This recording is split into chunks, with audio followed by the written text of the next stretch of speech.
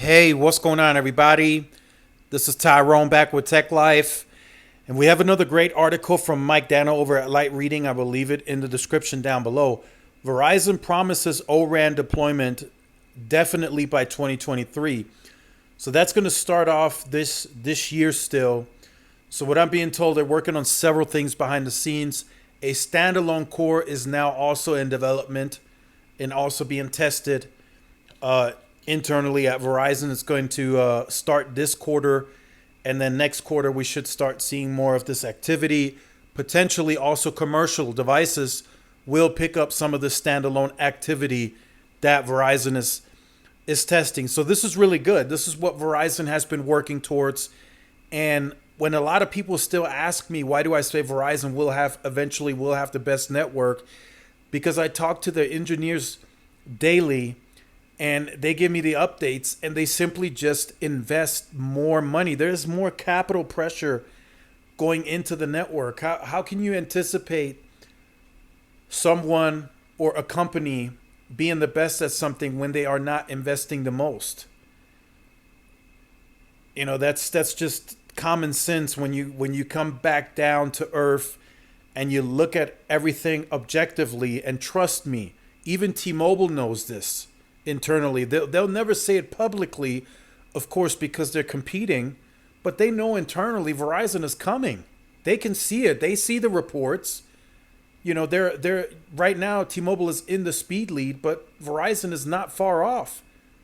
The recent Ookla report that came out, T-Mobile was at 187, Verizon was at 113, and Verizon will continue closing that gap very, very quickly. And you guys will be a witness to see this. So something very interesting to note from this conference, the best network, right? This portion that I wanted to highlight. In the other comments to the Cohen analyst, Verizon's Kopi, hope I said that right, said the operator will eventually have the best 5G network. So they are acknowledging that right now they don't have the best network, the 5G network, but eventually they will have it in the US, period. That's a noteworthy stance in light of T-Mobile's own massive 5G deployment and the success the operator has enjoyed as a result.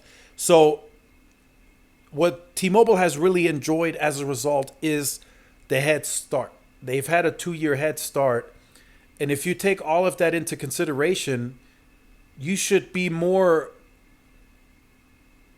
if you're a network enthusiast and you're a T-Mobile fan, you should be concerned how quickly Verizon is closing the gap and how quickly they are cutting into the speed lead.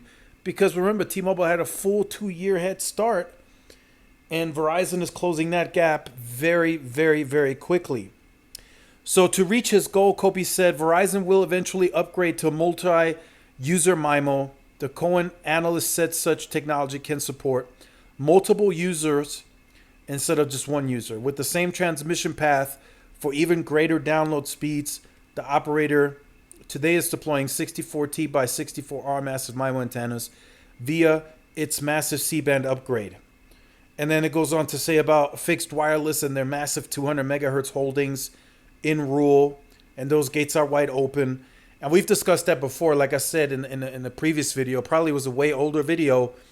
But when you have 200 megahertz in that rural environment, and that's contiguous, that Verizon purchased, there's nothing fragmented. They don't have to go work with another leasing agency, or they don't have to go through another auction to get this. This is all contiguous to them.